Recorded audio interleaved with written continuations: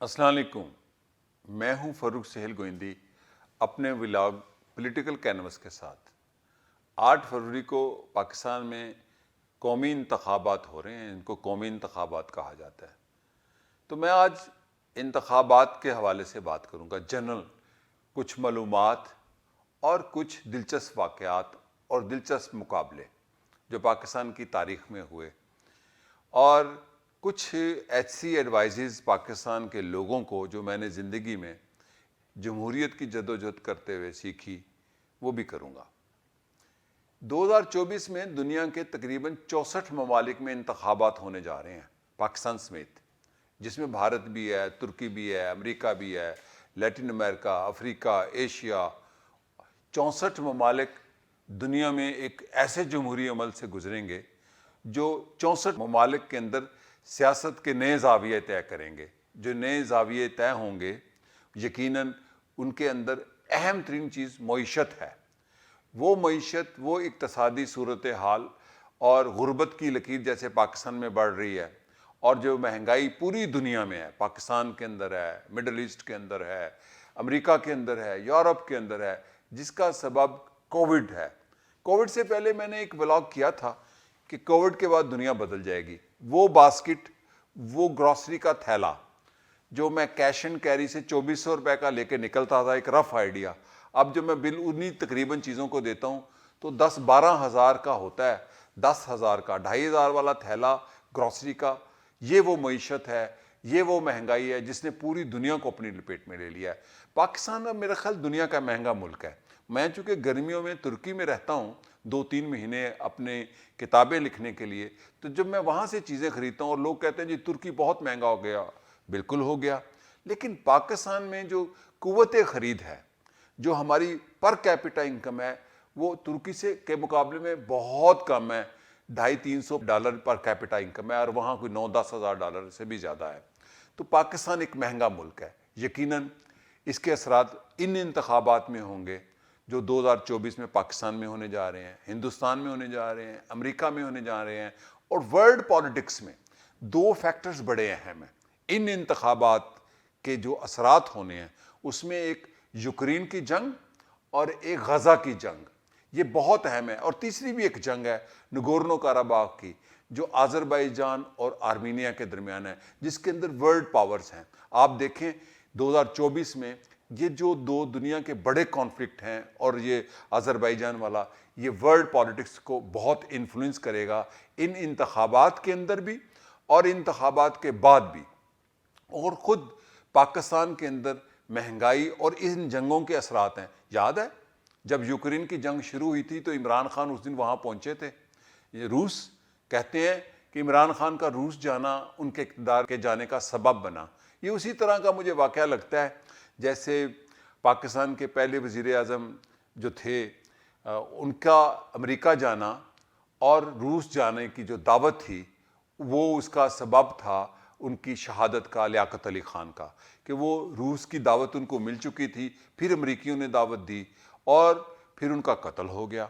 इसी तरह इमरान खान का रूस जाना, देखें ये यूक्रेन की जंग के असरात देखें। इमरान खान उस दिन मास्को पहुँचे थे जिस दिन यूक्रेन पर रूस ने हमला किया, और ये बहुत बड़ी जंग है, ये अफ़गानिस्तान से बड़ी जंग है। अमेरिका ने जो जंग अफ़गानिस्तान में लड़ी थी, मेरा ख्याल वो रूस की साथ मुकाबले में यूक्रेन में जंग हार गया, जिसमें नेटो और उसके इत्तेहादी यूरोपियन हैं। और इसके असरात तुर्की के इंतखाबात पर बड़े हैं। और तुर्की में जो इंतखाबात होने जा रहे हैं मार्च में, वो लोकल बॉडीज़ हैं, बल्दियाती निज़ाम, जिसका पाकिस्तान में कोई ज़िक्र ही कहीं नहीं होता। मेरा ख्याल तुर्की के इंतखाबात जो हैं, मैं आपको ये बताता चलूँ, मालूमात की बात है ये, तुर्की में जो लोकल बॉडीज़ के इंतखाबात होते हैं, अंकारा के, इस्तांबुल के, एर्जनजान के, एर्जनरूम के, स्कंदरून के, कोनिया के, वो इंतखाबात उनके कौमी इंतखाबात से इसलिए अहम हैं। सदर रजब तैयब अर्दवान साहब की एक स्टेटमेंट मुझे अभी तक याद है, एक जलसे में उन्होंने कहा था, जब पिछले कौमी लोकल बॉडीज़ इंतखाबात हो रहे थे इस्तांबुल के मेयर पर, उन्होंने कहा था जो इस्तांबुल में हुकूमत करता है वो तुर्की में हुकूमत करता है। और ये बात बिल्कुल दुरुस्त है, चूँकि वो ख़ुद इस्तांबुल की हुकूमत से, यानी इस्तांबुल के मेयर से उनका اقتدار شروع ہوا تھا. تو مارچ کے مہینے میں ترکی میں لوکل باڈیز کے انتخابات ہیں جو وہاں کی پالیٹکس بدل دیں گے. اور اسی طرح پاکستان میں تو جو اگلے انتخابات ہونے جا رہے ہیں اس کے حوالے سے میرا یہ کہنا ہے کہ نواز شریف صاحب بہت احتیاط سے ان انتخابات میں داخل ہوئے ہیں, اور انہوں نے جو سب سے زیادہ ہوم ورک کیا ہے وہ ایک ہی چیز پہ کیا ہے, نہ جلسے پہ, نہ ریلیز پہ, اور نہ کوئی ایسی سوشل میڈیا کیمپین پہ. ان کے اشتہارات تو نظر آتے ہیں ان کے اور پیپلز پارٹی کے. انہوں نے ایک کانسٹیٹوئنسی کو بالکل لک آفٹر کیا ہے, اور وہاں سے انہوں نے جو ٹکٹیں دینے کا انتظام کیا ہے وہ بہت کیلکولیٹڈ ہے. اور کہا جا رہا ہے کہ جو سروے ہیں میرے جیسے دوستوں کے, اینالسٹ کے, جو ہم دوست سیاست کا تجزیہ کرتے ہیں, ہم تو پچھلے 40-50 سال سے سیاست کا تجزیہ کرتے آئے ہیں اس میڈیا کے ظہور سے پہلے پرائیویٹ. تو جو سنجیدہ میرے ارد گرد کے دوست سے آج بھی ہم بیٹھے ہوئے تھے کہ مسلم لیگ نون کتنی سیٹیں لے جائے گی, جو بھی انتظامات ہیں 110 سے زیادہ, اور پیپلز پارٹی 60+. اچھا, پیپلز پارٹی کی کیمپین اس دفعہ بڑی ڈیسنٹ رہی ہے. 2018 میں بھی بلاول بھٹو کی کیمپین بڑی ڈیسنٹ تھی, اس لیے کہ پیپلز پارٹی کے پاس ایک ڈیسنٹ لیڈرشپ بھی ہے اور ان کے سلوگن بھی بڑے ڈیسنٹ ہیں. اور بلاول بھٹو نے میرا خیال سب سے زیادہ دورے کیے ہیں. نہ نواز شریف اتنے دورے کر سکا ہے ریلیز اور جلسوں سے خطاب, نہ شہباز شریف, اور نہ ہی مولانا فضل الرحمان. ان پر تو قاتلانہ حملہ ہو جاتا ہے جب وہ نکلتے ہیں بیچارے. اور نہ ہی جماعت اسلامی اتنے جلسے کر سکی ہے جتنے بلاول بھٹو نے کیے ہیں. اور لاہور میں بلاول بھٹو کا جو NA 127 ہے یہ سرپرائز بھی ہو سکتا ہے, چونکہ بلاول بھٹو نے بہت بڑی پولیٹیکل گیمبلنگ کی ہے, اور سیاست میں پولیٹیکل گیمبلنگ پہ یقین رکھتا ہوں. انہوں نے اچھا قدم اٹھایا ہے کہ انہوں نے پنجاب سے الیکشن لڑا ہے, اس بنیاد پر نہیں کہ جیتوں یا ہاروں. میرا خیال ان کا الیکشن لڑنا ہی جیتنا ہے. اور مجھے بڑی خوشی ہوتی ہے اگر شہباز شریف شکارپور سے, لاڑکانہ سے, حیدرآباد سے کہیں الیکشن لڑتے, اور اسی طرح مولانا فضل الرحمان کراچی سے الیکشن لڑتے. چونکہ جب قومی سطح کے لیڈر دوسرے صوبوں میں جا کے اپنے صوبے کو چھوڑ کر دوسرے صوبوں میں جا کے الیکشن لڑتے ہیں تو اس سے ایک انٹیگریٹی آتی ہے ریاست میں, وفاق میں, قوم میں. جیسے ذوالفقار علی بھٹو نے 1970 کے انتخابات میں لاہور سے الیکشن لڑا, ملتان سے الیکشن لڑا, ڈیرہ اسماعیل خان سے ذوالفقار علی بھٹو شہید نے الیکشن لڑا, اور ڈیرہ اسماعیل خان سے وہ الیکشن ہار گئے تھے ذوالفقار علی بھٹو. اور ان کے مقابلے میں کون جیتا تھا آپ سن کے حیران ہوں گے, مولانا فضل الرحمان کے والد مولانا مفتی محمود الیکشن جیتے تھے, اور ان کا حلقہ ابھی تک اس وقت بھی تھا. اور لاہور سے ذوالفقار علی بھٹو کے مقابلے میں جو سب سے طاقتور امیدوار تھا وہ کون تھا؟ فرزند علامہ اقبال, جسٹس جاوید اقبال, جو کہ ان کے دوست تھے اور بری طرح ہارے تھے. ان کا حلقہ دھرمپورہ, صدر, غازی آباد, یہ حلقہ ہوتا تھا ذوالفقار علی بھٹو کا, شاید حلقہ نمبر 3 اس کو کہتے تھے. میں نے ذوالفقار علی بھٹو کو ان انتخابات میں الیکشن کے بعد ایک کامیاب جلوس میں خود دیکھا. میں ایک بچہ تھا اسکول کا, لیکن مجھے سیاست دیکھنے کا, کرنے کا اس وقت شوق تھا. میں کوئی 9-10 سال کا ہوں گا اس وقت 1970 کے انتخابات میں. پھر ذوالفقار علی بھٹو نے ملتان میں الیکشن جیتا تھا. اسی طرح بینظیر بھٹو نے 88 میں لاہور میں الیکشن لڑا تھا. کیوں لڑا تھا؟ صرف اس لیے کہ ایک سالڈیرٹی دکھانے کے لیے اور یہ ثابت کرنے کے لیے کہ پیپلز پارٹی یا بینظیر بھٹو وفاق کی علامت ہیں. اسی لیے یہ نعرہ لگتا تھا چاروں صوبوں کی زنجیر, بے نظیر بے نظیر. لیکن وہ زنجیر ٹوٹ گئی 2013-14 کے الیکشنز کے بعد, جب پیپلز پارٹی سکڑنا شروع ہوئی اور سندھ تک رہ گئی.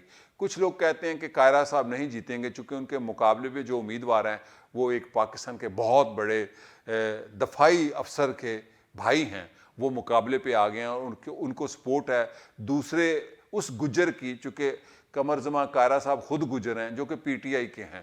تو اس قسم کے نتائج آئیں گے. لیکن ایک سرپرائز ہو سکتا ہے پاکستان کے انتخابات میں, اگر تو ٹرن آؤٹ 60+ ہو گیا یا 70+ ہو گیا, جو کہ ہوتا نہیں ہے. اگر PTI کے ووٹرز نے, چونکہ جو میں ایک خاموش ریونج دیکھ رہا ہوں PTI کے اندر, ان کے ووٹرز میں پارٹی کی بات نہیں کر رہا, صرف کارکنوں کی بات نہیں کر رہا جو 7-8 ہزار قید میں گئے اور مقدمے بنے. جو PTI کا ووٹر ہے وہ اپنا انتقام لینا چاہتا ہے اس ریاستی ڈھانچے سے, اس ریاستی مقدمات سے جو ان پر بنے. ان کے قائد عمران خان کو جو قید میں ڈالا گیا ہے اور سزائیں دی جا رہی ہیں, سزا در سزا در سزا, اور سزائیں بھی دی جانی ہیں. اور اس لیے انتخابات سے پہلے کچھ ایسی سزائیں دی گئی ہیں کہ ان کی امیج کو داغدار کیا جائے.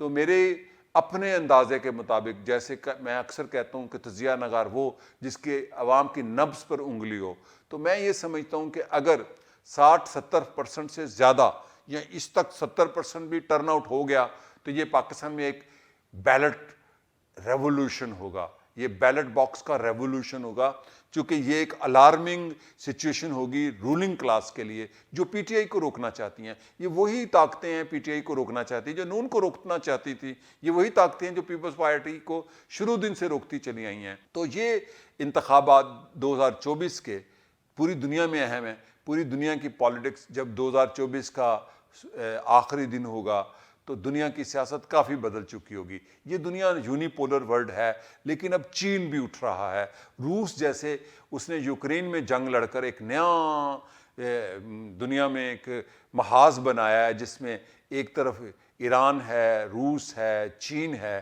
اور دوسری طرف نیٹو ہے، امریکہ ہے، یورپ ہے، اور اس طرح یورپ کے اندر جو اس کے اتحادی ہیں۔ تو جو دنیا بدل رہی ہے، یقیناً یہ سرمایہ دارانہ ڈیموکریسی ہے، عوامی جمہوریت نہیں، لیکن مجھے ایک امید ضرور ہے انسانوں سے جو 7 ارب انسان ہیں کہ دنیا میں ایک نئی امید پیدا ہوگی، ابھی ہوئی نہیں ہے۔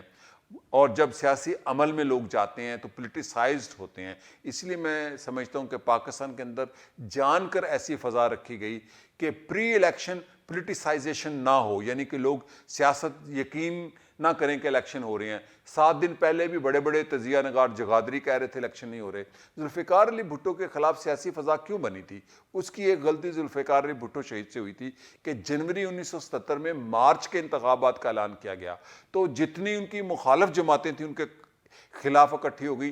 جنوری فروری مارچ 3 مہینے ان کے خلاف ایک قسم کی political campaign, anti Bhutto campaign بننے میں کامیاب ہو گئی، اور وہی سبب بنی تھی سوسائٹی کو بھٹو اور اینٹی بھٹو بنانے میں۔ اور پھر ذوالفقار علی بھٹو کے خلاف انتخابات کے بعد یہ جو مہم تھی انتخابی، جو کہ اینٹی بھٹو انتخابی مہم تھی، وہ اینٹی بھٹو گورنمنٹ کو گرانے کی تحریک میں بدل گئی۔ لیکن ہماری رولنگ کلاس بہت کلیور ہے، اس نے ایک ایسی جان کے فضا قائم کی میڈیا پہ۔ یہ جو بڑے بڑے آپ اینالسٹ دیکھتے ہیں، میں ان کے بارے میں کیا کہوں، یہ جان کے کہا جا رہا تھا غیر یقینی ہے۔ میں نے پچھلے 2 ماہ سے 3 ماہ سے کہا تھا انتخابات ہوں گے، 8 فروری کو ہوں گے۔ کچھ لوگ کہہ رہے تھے جی وہ عدالت کی وجہ سے ہو رہے ہیں۔ مجھے پتا ہے جس کی وجہ سے، اگر وہ چاہیں تو عدالت کی وجہ سے بھی انتخابات رک سکتے ہیں۔ انتخابات چونکہ کرانے ضروری ہیں، ایک چہرہ ضرور چاہیے جمہوری سیاسی، جو آئی ایم ایف کو دکھایا جا سکے، جو ورلڈ بینک کو دکھایا جا سکے، جو دنیا کو دکھایا جا سکے۔ اسی لیے ایسی فضا نہیں بننے دی گئی کہ لوگ پولیٹیسائز ہو جائیں، ووٹر پولیٹیسائز ہو جائیں۔ اگر تو پی ٹی آئی کے حامی ووٹرز نے فیصلہ کر لیا، چونکہ اس وقت وہ پاپولر جماعت ہے، اس میں میری کوئی خواہش نہیں ہے، یہ رائے ہے میری، اور میری رائے میں اپنے معلومات اور اپنے تجربے کی بنیاد پہ کہتا ہوں، اگر تو ٹرن آؤٹ 60+ ہو گیا تو پاکستان کے حکمران کلاسز کے لیے الارمنگ ہے، اور نئی حکومت بنانے والوں کے لیے بھی الارمنگ ہے۔ اور میں آخری بات کرتا چلوں کہ الیکشن کے بعد ایک نئی سیاست ہوگی، ایک حکمران اتحاد ہوگا جو آپ کے سامنے نظر آ رہا ہے، اور ایک اپوزیشن کی پولیٹیکل پارٹی ہوگی، وہ پی ٹی آئی ہوگی۔ اور اگر وہ ڈیموکریٹکلی عوامی فکر کی بنیاد پر متحد ہو گئی تو وہ ٹف ٹائم دے گی ایز اے اپوزیشن پارٹی، جو بھی حکمران پارٹی ہوگی، چونکہ سیاست، پانی، آگ، یہ اپنا راستہ خود بناتا ہے۔ شکریہ اور خدا حافظ۔